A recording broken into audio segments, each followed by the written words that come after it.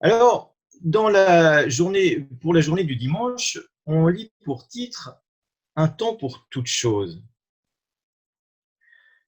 Euh, Qu'est-ce que Jésus avait toujours à l'esprit quand il pensait à l'œuvre de sa vie? Quel était le-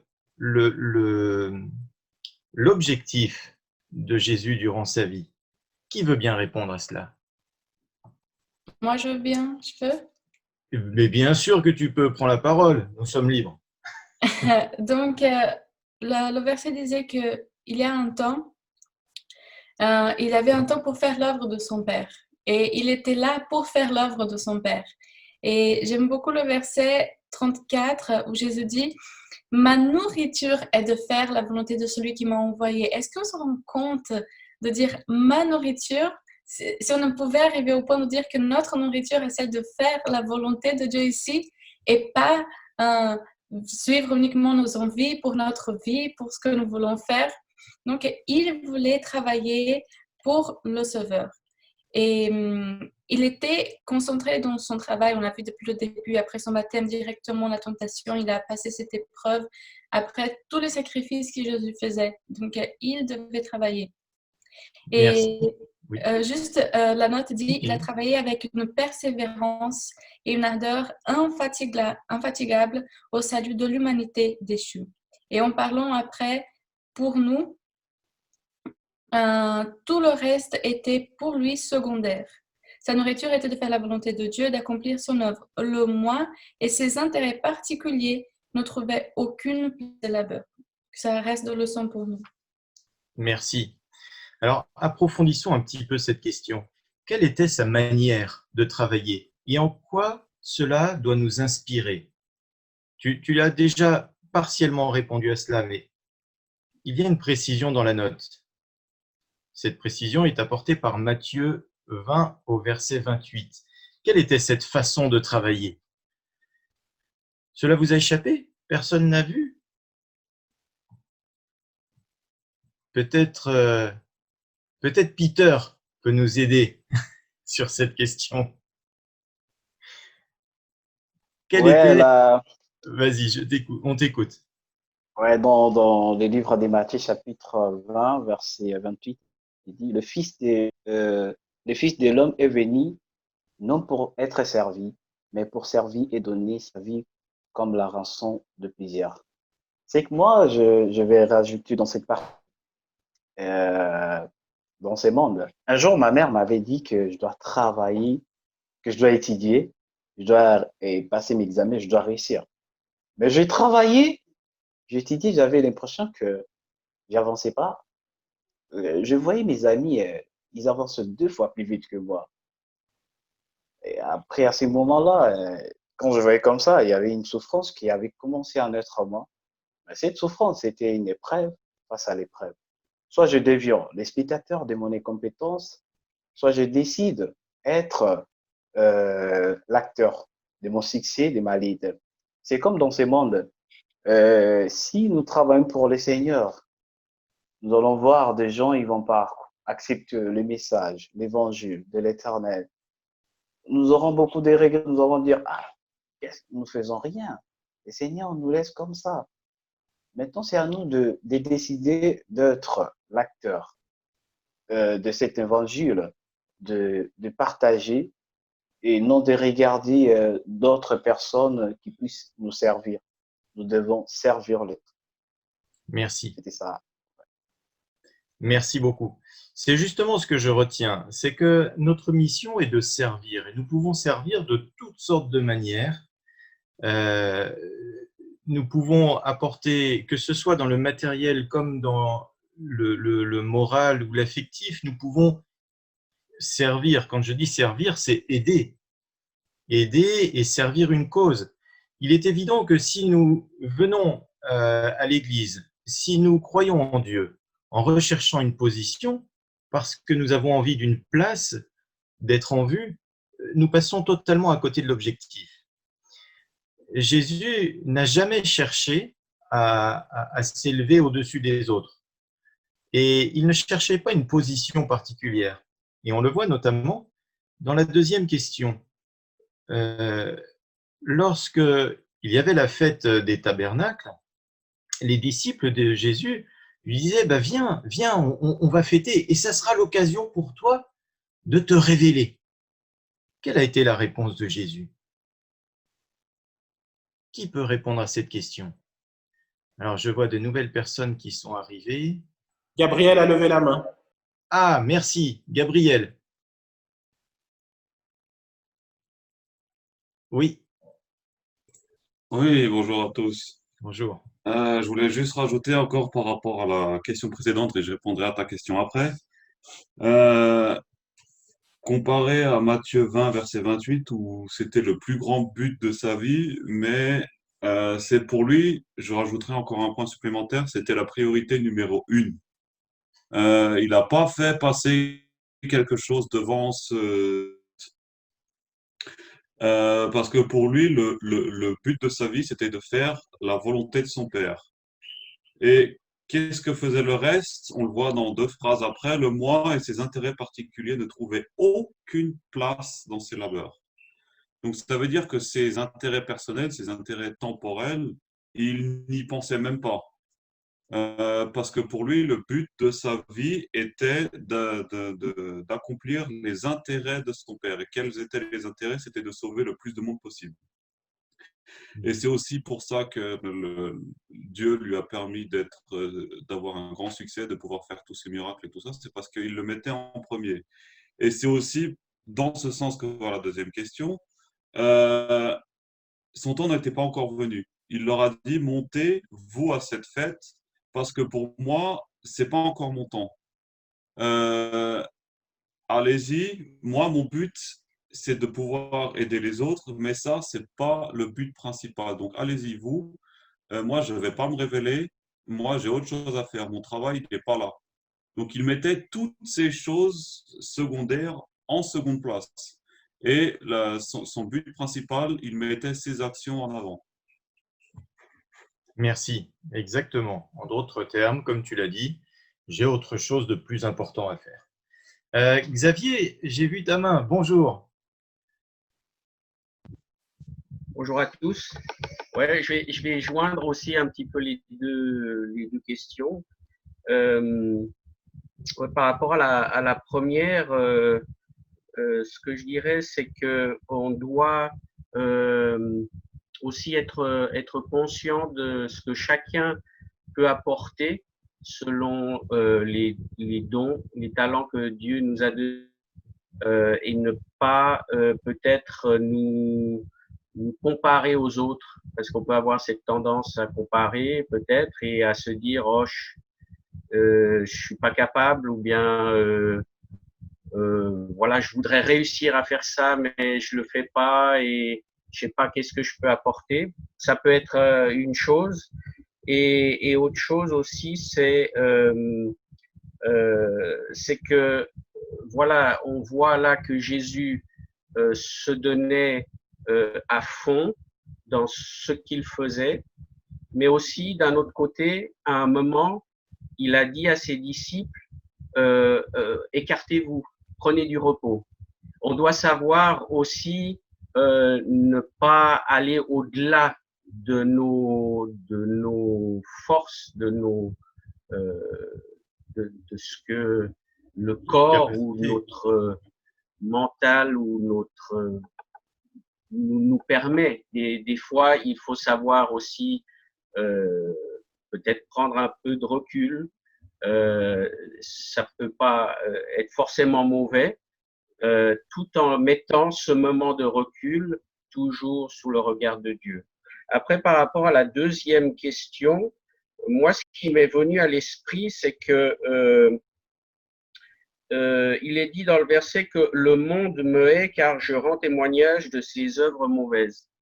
Ce serait demander à Dieu peut-être de quand je dois rendre témoignage, de savoir quand je dois me taire aussi, ou savoir jusqu'où je peux aller pour ne pas bloquer peut-être le témoignage et permettre à la personne d'aller plus loin, ou que mon témoignage à ce moment-là bloque tout et ne me permet pas d'aller plus loin. Comme Jésus, s'il était allé, peut-être il n'aurait pas pu continuer à témoigner. Voilà, merci. Alors justement, ses disciples voulaient le pousser à se révéler comme le Messie, le Christ. Mais Jésus ne va pas le faire de cette manière. Il va le faire d'une manière différente pour que chacun puisse déduire qui il était. Et on le voit au lundi. Il va se révéler en tant que Dieu lui-même d'une manière incroyable, mais vraiment incroyable. Et nous parlons de Lazare. Qui peut répondre à cette première question? Qui veut bien répondre donc à la question qu'est-ce que Dieu a permis qu'il arriva à l'un de ses plus proches amis? Et quand Jésus alla-t-il le voir? Lazare était un des amis les plus proches de Jésus. Et que va-t-il se passer? Qui veut répondre volontairement à cette question? Oui, Junior, bonjour. Bonjour à tout le monde. Pour répondre à cette question, on voit que ici, il faut d'abord se remettre dans les contextes. À l'époque, il y avait un mystère autour de la résurrection. Les gens, ils n'avaient pas encore vraiment cette notion-là de la résurrection.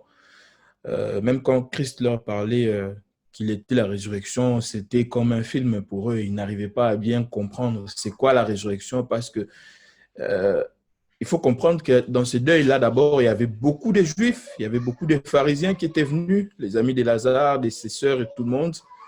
Et c'est le moment propice où Jésus choisira pour se faire révéler. Et on voit qu'au travers de ces miracles-là, plusieurs personnes seront touchées. Parce que la mort de Lazare, si on suit ce que Christ avait dit, c'était pour la gloire de Dieu. Ce n'était pas pour montrer qu'il était mort comme ça, parce qu'on lui reprochait, ouais, ça fait 4 jours, si tu étais arrivé, Seigneur, il n'allait pas mourir. Donc, la mort de Lazare, c'était pour la gloire de Dieu. Et lorsque le Christ va ressusciter Lazare dans cette scène, ça sera une preuve irréfutable qu'il était le Messie, qu'il était l'envoyé de Dieu. Et tout le monde qui était là aura une preuve palpable. C'est pourquoi on dit dans les commentaires, si le Christ s'était trouvé dans la chambre du malade, Lazare ne serait pas, ne serait pas mort, car Satan aurait eu aucun pouvoir sur lui. La mort n'eût pu vaincre Lazare en présence du dispensateur de la vie. Le Christ resta à distance pour permettre à l'ennemi d'exercer sa puissance afin de pouvoir ensuite le chasser comme un ennemi vaincu. Donc, l'impact de la résurrection a été plus fort parce que à ce moment-là, le Christ a démontré effectivement qu'il était le dispensateur de la vie. C'est lui qui tenait la vie. Quand il dit à quelqu'un qui est mort depuis 4 jours, sort de la tombe, c'est extraordinaire. Et cela s'est produit sous les yeux de tout le monde. Il n'y a pas de trucage, il n'y a rien. Et c'est quelque chose vraiment qui a marqué les esprits en ce moment-là. Merci, tu as très bien répondu. Également à la question de, effectivement, si Jésus était intervenu avant, il aurait pu guérir Lazare. Mais il a voulu justement montrer ce que Satan veut faire. Satan revendique avoir une loi, des principes meilleurs que ceux de Dieu. Or, le résultat de l'œuvre de Satan, c'est la mort. Et donc, alors sur le déroulement, tu l'as déjà abordé, les gens qui étaient autour le dissuadaient, et je ne sais plus si c'est Marthe ou Marie, l'une des 2 sœurs, qui lui dit « Mais Seigneur, ça fait 4 jours, il sent déjà pas bon. » Donc, il fallait qu'il n'y ait aucune possibilité de doute sur la mort de Lazare pour que ce miracle soit absolument sublime et divin. Alors, ce qui est très intéressant, c'est la réaction des prêtres et des chefs juifs qui étaient présents et qui ont été témoins de cette scène. Quelle fut leur réaction? Alors, je vais demander peut-être à Je peux dire quelque chose avant que tu continues? Je ne sais pas qui c'est, Jika. Est-ce que Joyce. quelqu'un- La femme à Stuart, Joyce. Ah, d'accord, d'accord. Eh bien, peut-être qu'elle peut répondre à cette question.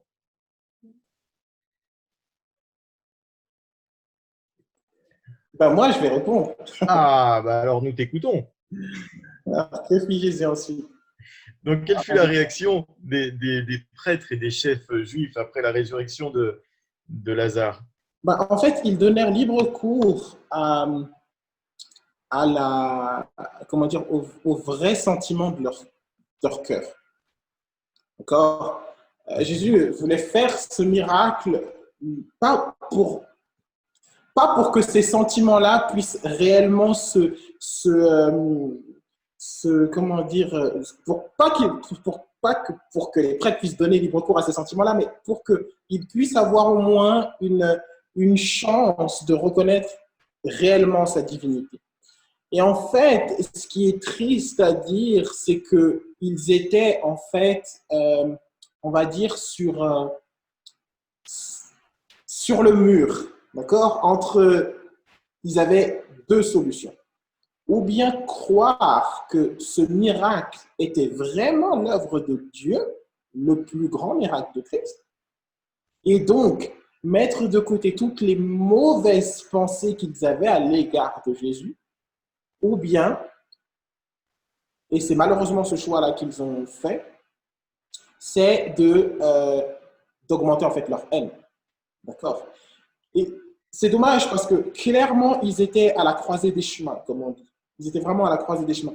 Et ils auraient pu, si ils avaient peut-être mis de côté toute leur conception, d'accord, ils auraient pu croire en ce miracle.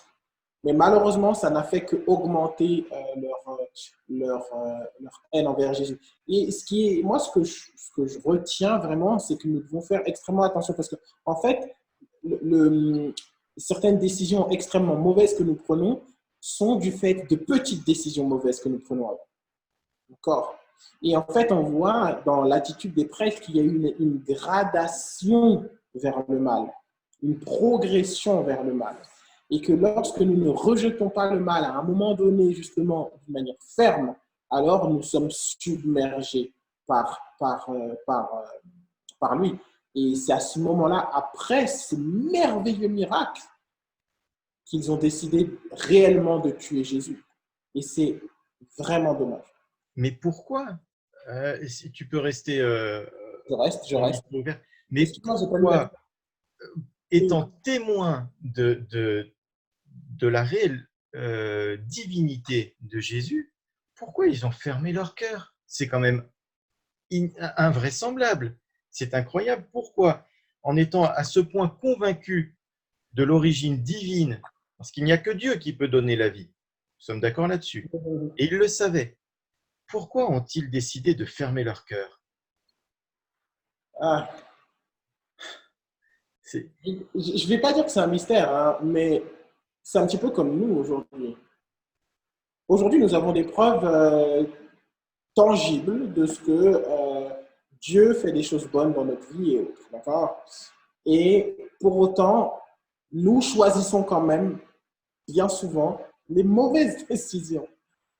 Je pense que là, dans la question des prêtres, c'était une question surtout de jalousie. Tu sais, moi, c'est comme ça que je le vois, dans le sens où les prêtres avaient jusqu'ici la main mise sur comment dire, le peuple, entre guillemets, et puis sur l'économie juive, d'accord? Et le fait que quelqu'un vienne et puis remette en question, remette en cause leur autorité et autres, ça les a embêtés. Et donc, je pense que c'est un sentiment qu'ils avaient dans le cœur qui a grandi. Malheureusement, c'est certainement l'un des pires péchés et certainement le dernier à disparaître. Leur orgueil et leur conduit à la jalousie, d'accord? Leur orgueil qui conduit à la jalousie, qui a fait qu'ils étaient incapables à ce moment-là de voir la magnificence et la puissance du miracle. Et ils ont fermé leur cœur à ça. Ils étaient tellement remplis d'orgueil qu'ils n'arrivaient même pas à accepter que cette chose-là était une chose surnaturelle et comme tu l'as dit, que c'était vraiment Dieu et qu'il devait se prosterner devant Dieu à ce moment-là. Je pense que c'est la Oui, merci. C'est le mot que j'attendais, orgueil. Et je vois Gabriel qui veut rajouter quelque chose. Oui, c'est comme si aujourd'hui, toi, Johan, tu vas voir Macron et tu lui dis, écoute, là, ta façon de diriger la France, là, ça va pas du tout. La façon dont tu es en train de traiter le corona, là, ce Covid, là, avec ton couvre-feu et tout ça, là, tu fais vraiment n'importe quoi. Et puis tu le fais ouvertement, et puis tu vas voir le peuple, et puis tu leur montres par A plus B, par la Bible, par l'esprit de prophétie, que ce que fait Macron, c'est n'importe quoi. Bah, qu'est-ce qu'il va faire, Macron?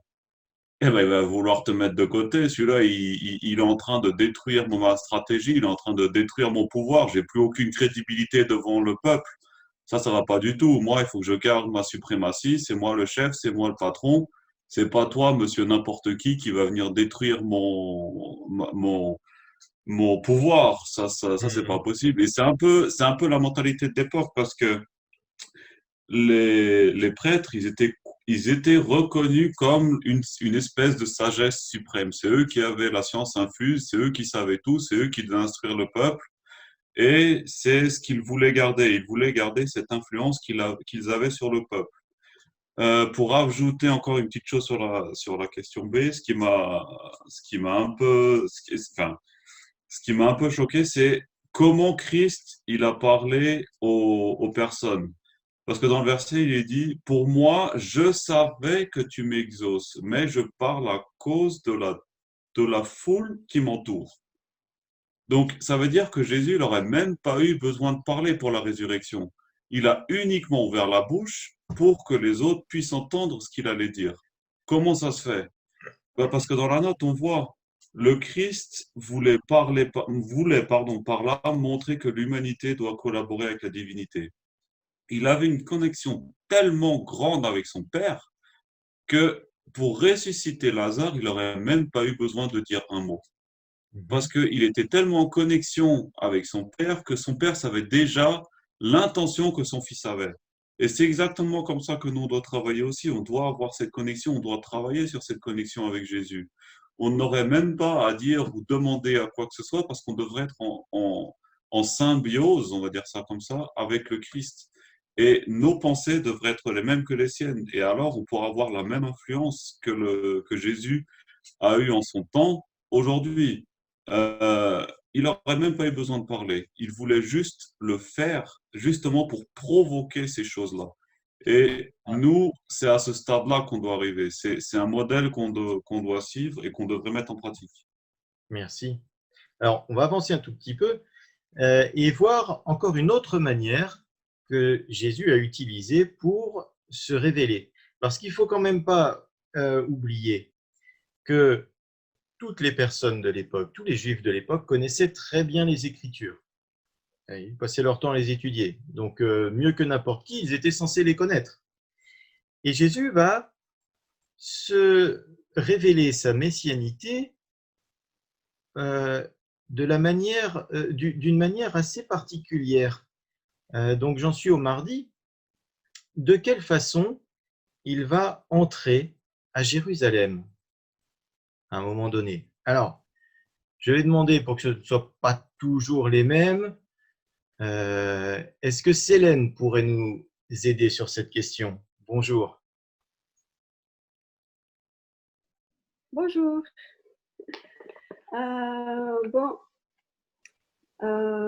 Jésus a dit à ses disciples, de ses disciples, pour aller au village. Et voilà. Et, il a expliqué qu'ils allaient trouver un petit âne attaché.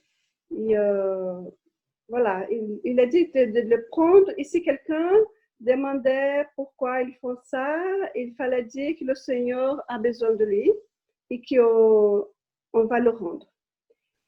Et après, il est monté sur le petit animal et il est entré à Jérusalem. Et les gens voilà, les gens qui ont été guéris par lui, les handicapés, tous les gens qui ont été voilà, guéris, qui le connaissaient déjà, et lui faisait un petit chemin avec ses vestes, ils ont couvert le chemin pour qu'il pouvait passer. Et là, ils étaient vraiment contents, et voilà, ils clamaient en haute voix, Hosanna, béni, parce que j'ai en portugais là, c'est voilà. Non, mais c'est ça. Il disait Hosanna, merci beaucoup. Cette histoire est belle, puisque les gens, effectivement, à ce moment-là, se réjouissaient et ils disaient béni soit le règne qui vient, le règne de David, notre Père, Hosanna dans les lieux très. Oui, c'est ça. Merci beaucoup pour la narration de cette histoire. Yves voulait dire un mot. Ah, pardon, vas-y. C'est écrit dans le chat. Ah, Yves, bien sûr que tu peux dire un mot.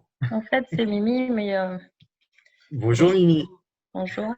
Mais c'était pour la question précédente. Et après, ça rejoint un peu la question ici. Quand Christ fait son entrée, il est reconnu de tous. Il est reconnu pour ses actes, il est reconnu pour ses paroles. Et en fait, même les personnes simples, si on peut dire cela comme ça, celles qui ont le moins de connaissances des Écritures, reconnaissent que la personne en face d'eux est un roi. Et ça chagrine, si je peux dire ça ainsi, les pharisiens qui, là encore, vont demander aux disciples, enfin à Dieu, à Christ, de reprendre ses disciples, parce que justement, eux-mêmes le reconnaissent, mais malheureusement, leur vie n'est pas en corrélation avec la vie de Christ. Et c'est trop difficile à ce moment-là pour eux de demander pardon. Parce qu'en fait, c'est ce que la vie de Christ leur montre, c'est qu'ils devraient demander pardon d'avoir fauté, que ce soit vis-à-vis du Christ ou du Père ou du peuple, c'est-à-dire se repentir. Et ça, c'est trop dur pour eux. Donc, ils préfèrent rejeter en bloc malgré l'évidence qui se présente à eux et où même le simple peuple reconnaît que c'est Dieu. Et eux ne veulent pas le reconnaître. Merci. Donc, cette fois-ci, Jésus décide comme il est dit dans la note, au cours de sa vie terrestre, Jésus n'avait encore jamais autorisé une démonstration pareille. Il en prévoyait nettement le résultat. Cela devait le conduire à la croix. Il a choisi ces symboles parce que, on ne l'a pas dit, mais il faut qu'on avance plus rapidement. Il y avait une prophétie dans Ésaïe, dans Zacharie, qui décrivait très bien comment Jésus allait entrer sur le petit d'un ânon. On le lit, les gens allaient l'acclamer. Et donc là, il autorise ce genre de comment je pourrais dire ça, d'acclamation, de démonstration. Il approche de la fin de sa mission terrestre et il sait très bien où ça va le mener, c'est-à-dire à la croix. Et une fois de plus, il y a de la colère de la part de ceux qui connaissaient les Écritures et qui ne voulaient pas le reconnaître comme étant le Messie. On peut faire une analogie, un rapprochement avec le Pharaon. Le Pharaon qui avait des démonstrations successives de la puissance de Dieu et qui chaque fois verrouillait son cœur, qui chaque fois refermait la porte de la grâce qui s'ouvrait à lui, à tel point qu'il a été rejeté. Et on constate la même chose chez les Juifs de l'époque et les principaux qui avaient l'autorité, la responsabilité de la foi à l'époque. Alors, Donc, au mercredi, Jésus entre dans Jérusalem et que se passe-t-il? Il va dans le temple. Qui peut me résumer rapidement ce qui se passe à ce moment-là? Un volontaire. Sinon, je vais désigner un volontaire.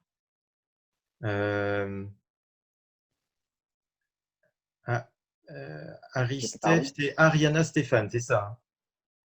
Est-ce que oui, est-ce que l'un de vous peut résumer rapidement ce passage? Oui, je peux résumer. On t'écoute. Bon, pour faire très simplement, il est rentré dans le temple, il a vu des choses lui et puis il a, on va dire, fait le ménage. Il a C'est ça. renversé des tables, il a chassé des vendeurs, chassé les animaux parce que ce qui se passe à l'intérieur n'était pas correct. Et quelle fut, tu peux garder la parole, quelle fut à nouveau la réaction donc des principaux sacrificateurs et des scribes? Ils ont été choqués parce que pour Oui. eux, c'est, je vais dire, du business normal. C'est des trucs qui se passent tout le temps, donc pour eux, c'est pas quelque chose qui est choquant. Et je pense que si on fait le lien aujourd'hui avec nous, on aime bien avoir nos habitudes, on aime bien avoir les choses qui se passent comme on a l'habitude qu'elles se passent. Et si ça se passe pas comme ça, on a généralement plus tendance à rejeter la nouvelle chose au lieu de peut-être analyser la nouvelle façon et puis de voir est-ce que ça pourrait être bien ou pas. Bon, je dis pas que ce qu'ils faisaient, c'était bien, mais je parle par rapport à nous du fait que si parce que des fois, il y a des questions qui nous sont posées, qui remettent peut-être en question notre foi ou qui nous déstabilisent un petit peu et tout de suite, on rejette tout. Mais il faut peut-être qu'on apprenne à voir les choses d'un autre œil, avec un œil plus de Jésus, je dirais. Ok, merci. Donc, ils ont été choqués, mais là, c'est… Alors, Gabriel, je vois ta main. Ouais, comparé à ce qu'une personne normale pourrait faire, là, c'est quand même quelque chose de plus provoquant. Parce que c'est pas quelqu'un qui arrive dans une pièce et qui commence à dire, mais vous êtes fou, qu'est-ce que vous faites? Ou qu'est-ce qui se passe? Je renverse les tables. Euh, Sa voix résonnait comme le son d'une trompette. Je pense pas que nous, on arrive à avoir le même timbre de voix pour exploser pratiquement toute l'église avec notre voix. La trompette, c'est pas un instrument qui est calme. La trompette, on est obligé de même mettre une sourdine des fois parce que c'est tellement fort que ça fait du bruit. Eh ben, c'était la voix de Jésus. Et l'indignation qui se reflétait sur son visage lui donnait l'aspect d'un feu consumant. Alors, imaginez cette voix et ce visage qui sont en face de vous et qui vous disent ce que vous faites, c'est n'importe quoi. C'est pas un pharisien ou un prêtre ou n'importe quoi qui vient et qui vous dit tu as péché. Là, c'est vraiment une image qui va beaucoup plus loin parce que c'est vraiment une personne là, elle a atteint, là, Jésus a atteint la limite de sa patience. Pourtant, pour y arriver, il faut y aller. Mais là, à ce moment-là, avec cet aspect d'un feu consumant, imaginez-vous la rage qu'il devait avoir. Et c'est pour ça, à mon avis aussi, que les prêtres et tous ceux qui étaient dedans, ils n'ont même pas osé dire quelque chose parce qu'ils ont vu le sérieux de la situation. Ils ont compris que là, il y a quelque chose qui se passe qui est pas bien. Et il a dit avec autorité, après que les personnes voient ça, ôtez cela d'ici. Donc tout ce qui est dans ma maison, dans la maison de mon père, sortez-le d'ici. Donc ça devrait être quand même assez impressionnant de voir cette scène. C'est comme si quelqu'un rentre ici avec un visage en feu et puis une voix en trompette. Imaginons ça aujourd'hui, ça devait être quand même Oui, assez impressionnant. Et les prêtres, qu'est-ce qu'ils répondent? Qu'est-ce que tu nous montres? Qu'est-ce qui nous prouve que tu es le Christ? Quel miracle nous montres-tu? Tu te prends pour qui? Tu fais quoi? Mais tu sors d'où? T'es qui? Et c'est quand même enfin, c'est assez contradictoire. Et qu'est-ce que Jésus répond? Ben, il leur dit, bah, écoutez, vous détruisez ce temple et moi je le reconstruis en 3 jours. C'est aussi simple que ça. Vous pouvez faire tout ce que vous voulez, mais sachez que moi je le répare en un rien de temps. Merci. En fait, on parle d'une sainte colère parce qu'il y avait une indignation poussée à l'extrême, une indignation de Jésus, parce que là, c'était une violation du sacré. Ils en étaient arrivés à un point où, en fait, le sacré était devenu un commerce, mais avait perdu son sens. Et, et Jésus s'indigne contre ça. Et à ce moment-là, les principaux qui avaient déjà décidé de le mettre à mort, là, il est dit qu'ils vont chercher par quels moyens ils vont le mettre à mort. Donc c'est quand même un cran au-dessus. Ils vont encore plus loin dans la haine et dans la méchanceté. Et que fit Jésus pour éviter qu'il y ait un conflit trop important à ce moment-là? Qu'est-ce qu'il décide de faire? C'est facile. La dernière question du mercredi. Personne? Luciane, est-ce que tu peux répondre à cette question? Que fait Jésus à ce moment-là? Il n'est pas là. Alors peut-être, je vois Marcio. Ah si, ça y est. Bonjour. Je suis là. Bonjour. Quelle question c'est? C'est la question C du Parce que je mercredi. vois La dans dernière le 4A, c'est ça, non? la question 4C. Ah, c'est, ok. Donc, Jésus sortit de la ville. Voilà, C'est merci. ça. Pourquoi il a C'est parce que préféré beaucoup de sortir? conflits là-dedans, il ne pouvait pas continuer, donc il sortit. Il sortit de la ville. Merci. C'était pas encore tout à fait le moment. Il a manifesté, comme on l'a vu à plusieurs reprises, son autorité, sa divinité, en ressuscitant Lazare, qui est appelé le plus grand des miracles, en entrant dans Jérusalem comme le Messie, le roi qui avait été annoncé par les prophéties. Et là, en chassant les marchands du temple, c'était une façon de restituer l'honneur de Dieu et le sens du sacré. Et ce n'était pas encore le moment de sa mort. Mais nous arrivons à jeudi, le dernier jour. Là, Jésus annonce plus précisément sa mort. De quelle façon? Il va employer une parabole. C'est la question 5a. Quelle parabole va-t-il raconter au peuple? Qui veut répondre à cette question? Peut-être, je ne vois pas de main levée. Yves, on a entendu Mimi, mais on ne t'a pas entendu, toi. Yves, il est où? Il est parti? Ah non, il est là. Non, je suis là. Bonjour. Alors, je t'avoue qu'il va falloir que je lise le verset pour me rappeler précisément de la parabole. Ah, C'est la vigne de Doulou. parce que je l'avais lu quand même dans la semaine. C'est la parabole de la vigne, en fait, où un maître avait une vigne et les vignerons s'étaient montrés extrêmement mauvais, hein. Ils avaient tout simplement, comment dirais-je, il avait fait tout ce qu'il pouvait il avait fait tout ce qu'il pouvait pour cette vigne, en fait. Et il l'avait plantée, il l'avait entourée, il avait fait tout ce qu'il pouvait. Et concrètement, les vignerons qui étaient présents, en fait, si je me rappelle bien, ont tué petit à petit toutes les personnes qui venaient s'en occuper. Il a même envoyé au final son fils en se disant que peut-être son fils allait avoir le respect qui lui était dû, en fait. Il s'est dit que peut-être les vignerons allaient faire attention à son fils. Et là, ils ont quand même tué son fils. Et au final, le maître, tout simplement, a fini par se débarrasser de ses vignerons. Ce que la parabole relatait, c'était surtout que Dieu avait fait tout ce qu'il pouvait pour Israël. Il lui avait accordé toutes les bénédictions possibles. il avait envoyé des prophètes et les prophètes étaient massacrés l'un après l'autre. Il avait maintenant envoyé son fils et là, ben, il réservait le même sort en fait à son fils. Et le Seigneur finalement se dit, mais qu'est-ce qu'il peut faire de plus?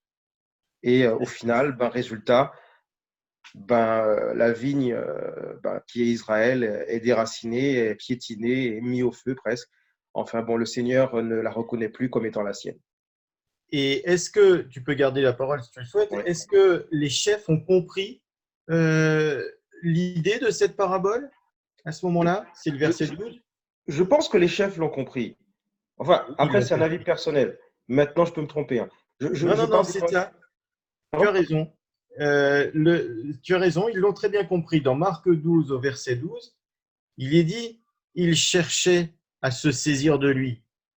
Ils avaient compris que c'était pour eux que Jésus avait dit cette parabole. Et à ce moment-là, ils cherchent à faire quoi? Ben, à essayer de le tuer. Et À c'est l'attraper. le pire, en fait, c'est ça, en fait, qu'ils aient compris.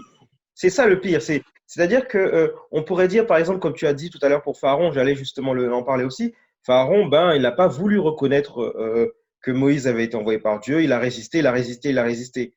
Mais au final, bon, ben, il a laissé parce que les épreuves étaient trop lourdes.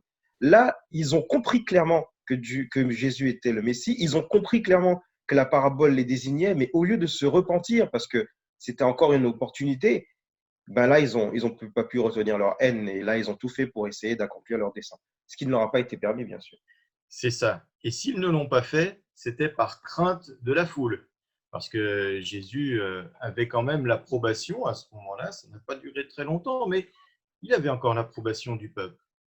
Qu'est-ce qu'on peut encore retirer de cet épisode, de cette parabole? Est-ce que quelqu'un veut ajouter encore autre chose?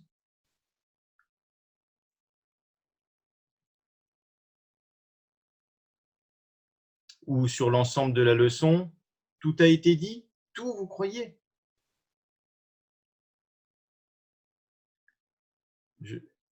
Eh bien, écoutez, je pense que si tout a été dit, nous allons pouvoir conclure cette école du sabbat de ce matin.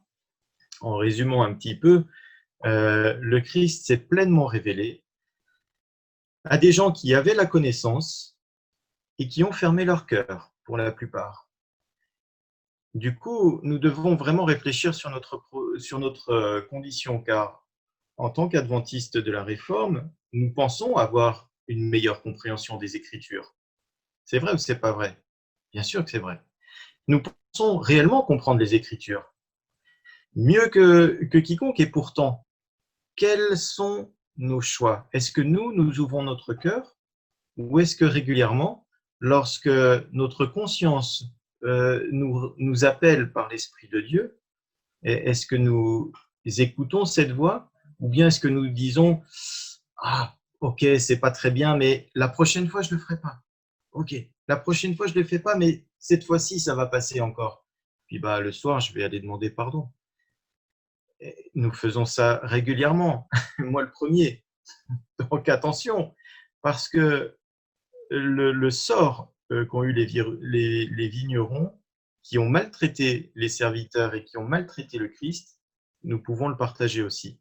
Si nous rejetons les appels du Seigneur et le Christ lui-même parce que nous ne donnons pas notre cœur entièrement à Dieu, c'est comme si nous étions, c'est que nous sommes responsables de sa mort également. Bien que Dieu nous aide à pleinement l'accepter, merci beaucoup pour votre participation. Et notre école du sabbat prend fin. Je vous dis à bientôt. Nous remercions le frère Laurent et nous remercions Dieu pour cette leçon et tout ce que nous avons appris avec cette étude. Et en ce moment, nous aurons la participation de nos enfants.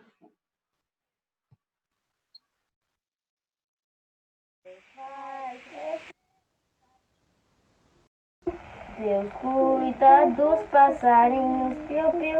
Deus não se esquece das flores, do fruto e do coelhinho. Deus fez o galo cocó, cocó, a galinha e os pintinhos, piu-piu. O boi, a vaca e o cavalo. E o mel bonito, cãozinho waf waf.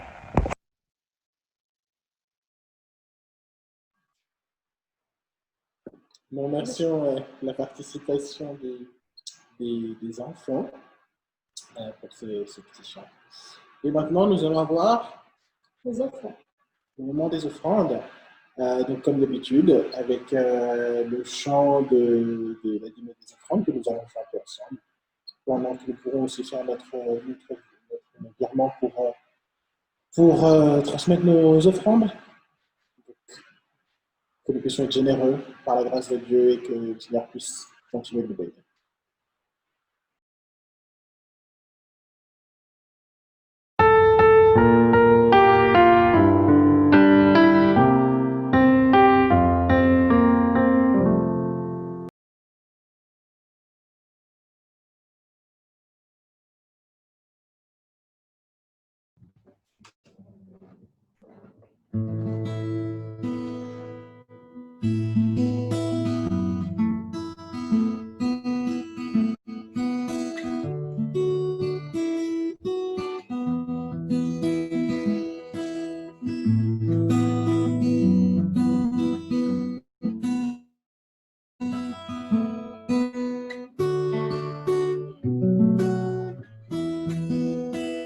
Exaltons Jésus, le roi de rois, car sa bonté durera jamais.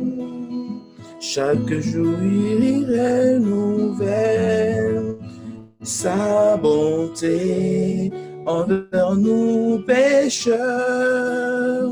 Jésus est saint, il est saint. Jésus est saint, dans les cieux Jésus est saint, sur la terre Jésus est saint, plus bas que la terre, dans les eaux Jésus est saint, l'univers crie il est saint, Jésus est saint. Entonnons un cantique nouveau à sa gloire, notre Créateur. De la mort il nous retira pour nous donner la vie éternelle. Entonnons un cantique nouveau à sa gloire, notre Rédempteur. De la mort il nous retira pour nous donner la vie éternelle. Jésus est saint, il est saint, Jésus est saint, dans le ciel Jésus est saint, sur la terre Jésus est saint, plus bas que la terre, dans les eaux Jésus est saint, l'univers crie il est saint, Jésus est saint. Jésus est saint, il est saint, Jésus est saint, dans le ciel Jésus est saint, sur la terre Jésus est saint, plus bas que la terre, dans les eaux Jésus est saint, l'univers crie il est saint, Jésus est saint, Jésus est saint.